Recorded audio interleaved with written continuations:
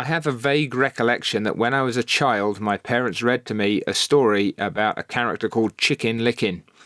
Now, if I do get the details correct, Chicken Licken had something fall on his head and concluded that the sky was falling down and went around telling everybody else that that was the case. I seem to remember a particularly sticky end for Chicken Licken and some of his friends, but that much I can't remember. But the constant refrain of Chicken Licken throughout this book and other characters with whom he came into contact was this, that the sky is falling down.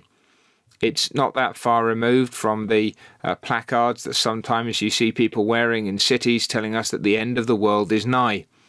Now, we have to understand at least two things here. First of all, in terms of God's plan, yes, the end of the world is near. Ever since our Lord Jesus Christ ascended into heaven, we've been living in what the Bible describes as the last days. We also know that, according to the Apostle Paul, that in those last days there will be particularly trying and difficult times and seasons that will be characterized by a distinct aggression against God and a turning away from all that is righteous. And for many of us who are considering these things at the moment, we're also in an environment where everybody seems to be shouting that the sky is falling down and the world is coming to an end.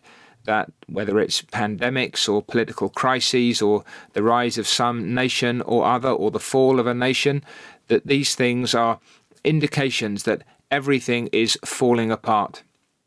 Now, we do live in a fallen world.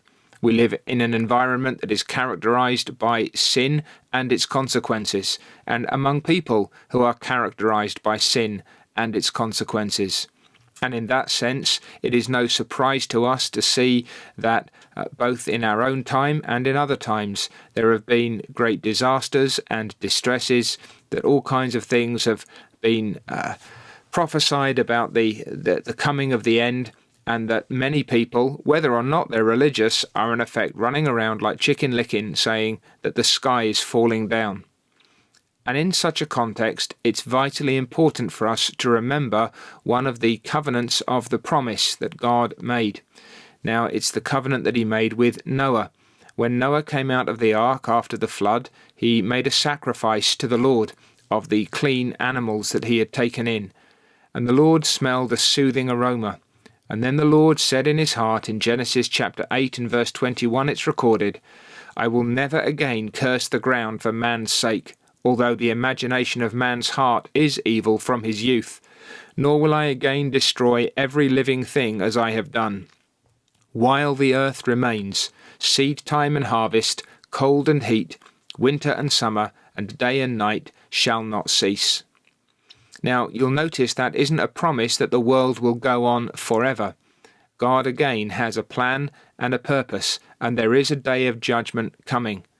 But it is a promise that until that day of judgment comes, until God's covenant purposes in his Son, Jesus Christ, have been accomplished, not only in the coming of the Messiah, but the gathering into the kingdom of all those who have been given to him, that this world will retain a measure of stability and certainty, that God has established a certain pattern which will remain.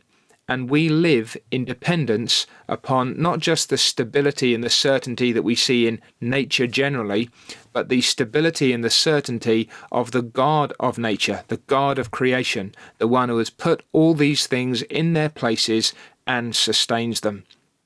And so it's quite likely that in the days in which we live, we'll hear many saying, like Chicken Licken, the sky is falling down. And there will be many events and many circumstances that give rise to those kinds of fears and panics. But God has promised that he will never again curse the ground for man's sake, although the imagination of man's heart is evil from his youth. There's a realism about the state of the human soul, but there's also a kindness and a graciousness in God's assurance of certain realities underpinning. God will not destroy every living thing as he did at the flood. And so whatever is taking place in the physical realm or the political realm, whatever is taking place in the natural world, we can rest upon the promises of God. We can look up, not least, and see that rainbow in the skies. And we can be confident that while the earth remains, seed time and harvest, cold and heat, winter and summer, and day and night shall not cease.